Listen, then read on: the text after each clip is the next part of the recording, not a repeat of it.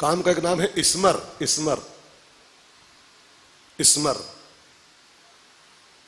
जो स्मरण नहीं करता है, ध्यान देकर सुनिएगा, स्मर न जो स्मरण नहीं करता है उसको स्मर धराशायी कर देता है।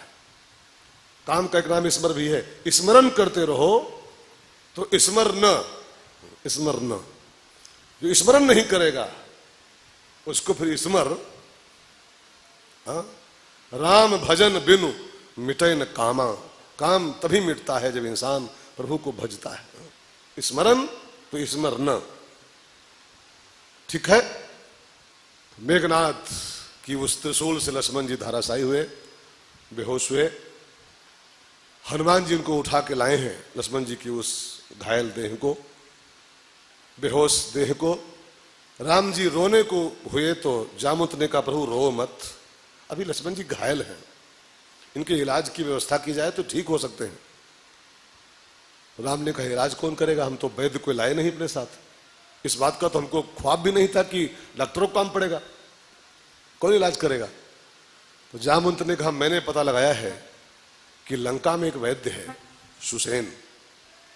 जामवंत कहा वैद्य सुसेना, जामवंत कहा वैद्य सुसेना, लंका रहाई को पठैया लेना, लंका रहाई को पठैया लेना। लंका में एक वैद्य है सुसेन, लेकिन प्रॉब्लम है को पठई लेना। दुश्मन की नगरी है, युद्ध का समय है, दफा लगी होगी 144 धारा 44। ऐसे में लंका में जाना, वहां से रावण के वैद्य को लाना किसके बस का है। तो हनुमान जी की ओर निगाहें राम जी की गई। दुर्गम काज जगत के जेते, कवन सो काज कठिन जग माही, जो नहीं होए तात तुम पही जाओ लाओ, और बन जाओ लक्ष्मण प्राण दाता चा, बन जाओ। देखो ये सब राम की कृपा है। हनुमान जी को राम जी प्रसिद्ध करना चाहते हैं इसी बहाने, एक नाम और देना चाहते, लक्ष्मण प्राण दाता। नहीं तो हनुमान जी बूटी लाए तो लक्ष्मण जी बचाए। अभी कथा आगे आएगी, अभी सुनेंगे आप। जो रावण ने मारा शक्ति लक्ष्मण जी को दोबारा, लक्ष्मण जी बेहोश हुए, वहां भी लिखा हुआ है। हनुमान जी भी उठा के लाए लक्ष्मण जी को, तो राम ने उनके यहां हाथ लगाया पीछे ऐसे खोपड़ी में, उठो यार क्या पड़े हो तुम, कृतांत भक्षक पड़े हो, उठो। और यूं हाथ लगाया, लक्ष्मण जी पट से उठ के बैठ गए, पट से। अब जब लक्ष्मण जी को ऐसे हाथ लगाए राम, उठ के बैठ जाता है वो, तो हनुमान संजीवनी लाए तब वो ठीक हो। ये सब बातें हैं खाली, राम जी की कृपा है ये कि हनुमंत लाल भी इसी बहाने कुछ कर लें राम कथा में, उनका भी कुछ नाम हो जाए। करते हो तुम कन्हैया, और कभी कभी वो किसी किसी को नाम देना चाहते हैं, इसी बहाने तुम थोड़ी हेल्प कर लो हमारे काम में, तुम्हारा भी नाम हो जाएगा, लक्ष्मण प्राण दाता चा। जाओ हनुमान जाओ, बूटी लाओ, सुसेन को लाओ। अब हनुमान जी गए और लिखा है आने भवन समेत तुरंता, गए और भवन समेत सदगुरु वैद्य को उठा के लाए। वैद्य माने डॉक्टर नहीं, वैद्य की परिभाषा रामायण में लिखी है सदगुरु वैद्य, सदगुरु वैद्य। लक्ष्मण माने मन, लक्ष्मण में छिपा है मन, लक्ष्मण। और हमारा आपका मन जब जब काम के प्रभाव से, लक्ष्मण का मेघनाथ काम है, लक्ष्मण मन है एक अर्थ में, ठीक है ना। तो जब जब हमारा मन काम के प्रभाव से मूर्छित हो जाए, मूर्छित होना माने आप समझते हो लक्ष्य से भटक जाना, बेराह चल पड़ना, ये सब मूर्छा है।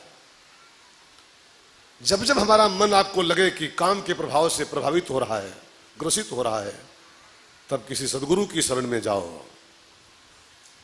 और क्या लेके जाना है ये भी देखना आपको है। हनुमान जी पूरा पहाड़ लेके आए हैं, पहाड़ों में बूटी छिपी है, बूटी। अब बूटी ये पहचान नहीं पाओगे अपने आप, कितने बड़े ज्ञान गुण सागर आप हो। हनुमान जी ज्ञान गुण सागर है, बुद्धमताम वरिष्ठम है, लेकिन बूटी पहचान नहीं पाए थे हनुमान जी। तो क्या किए, पूरा पहाड़ उठा लिया और राम जी की शरण में आए कि सुसेन वैद्य शरण में, भैया हम नहीं पहचान पाए, बूटी निकालो और पिलाओ। अब आप जरा समझो एक मिनट, ये सब सूत्र हैं, सब सूत्र हैं ये। बूटी माने संजीवनी बूटी का अर्थ क्या है?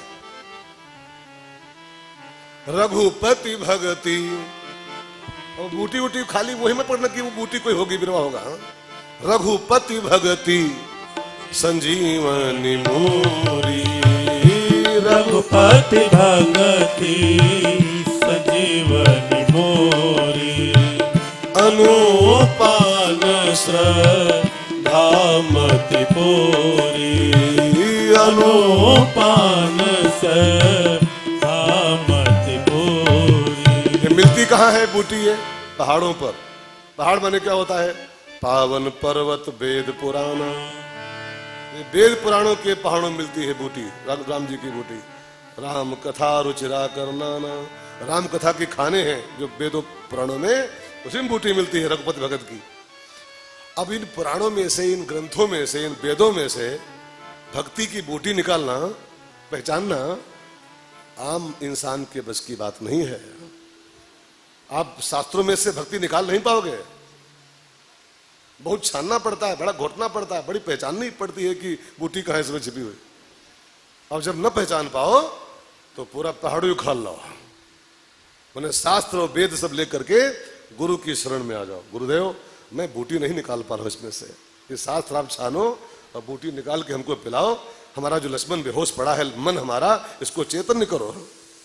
तब गुरु उस पहाड़ में से निकालता है बूटी, वेदों में से, पहाड़ों में से रघुपति भगत की बूटी निकालता है, और तब ये लक्ष्मण चैतन्य होता है। कठिन तो नहीं पड़ रहा है, थोड़ा विज्ञान है कथा का, ये बड़ा गंभीर विज्ञान है। अब लोग कहानी मानते हैं खाली, हनुमान जी गए और पहाड़ उठाए लाए और वैद्य जी बूटी निकाल लिए और पिला दिए, लक्ष्मण जी होश में आ गए। ये सब खाली कहानियां हैं, इसके भीतर का विज्ञान बड़ा गहरा होता है, ठीक है ना। तो हनुमान जी वैद्य जी को लाए हैं, सुसेन वैद्य को। सुसेन वैद्य से जामवंत ने कहा, वैद्य जी इलाज करो लक्ष्मण जी का, ठीक करो इनको। और लक्ष्मण का इलाज करो जब प्रस्ताव रखा तो सुसेन वैद्य ने बिल्कुल दो टूक मना कर दिया कि जामवंत जी सॉरी, मैं लक्ष्मण का इलाज नहीं कर सकता हूं। कहा क्यों? क्यों नहीं कर सकते हो? तो सुसेन ने कहा, राधेश्याम रामायण की चौपाई है, मैं वैद्य हूं रावण के घर का। मैं तुम्हारा वैद्य नहीं हूं, मैं रावण का वैद्य हूं। तनख्वाह लेता हूं रावण से, रोटी खाता हूं रावण की। किस तरह आपका काम करूं? तुम्हारा इलाज मैं कैसे करूंगा? बैरी हो मेरे मालिक के, तुम दुश्मन हो। अनुचित होगा यदि बैरी के भैया को मैं आराम करूं, जिसमें प्रत्यक्ष बुराई है। अधर्म, नमक वहां खाता हूं, रोटी वहां खाता हूं, और इलाज करूं दुश्मन का। जिसमें प्रत्यक्ष बुराई है, कैसे वो काम किया जाए। पर यदि राम आज्ञा दे दे तो ऐसा भी अधर्म किया जाए। राम जी अपने मुंह से कहें, सुसेन जी अधर्म तो है लेकिन करो, अधर्म तो है बट करो, मेरी आज्ञा है। राम कहे तो कर सकता हूं। तो जामवंत ने कहा, राम जी आप कहे तो करेगा, आप बोलो तो करेगा, आप कह दो अधर्म करो तो कर देगा। तो राधेश्याम रामायण में जो चौपाई लिखी, आहा, राम ने उत्तर बड़ा बढ़िया दिया।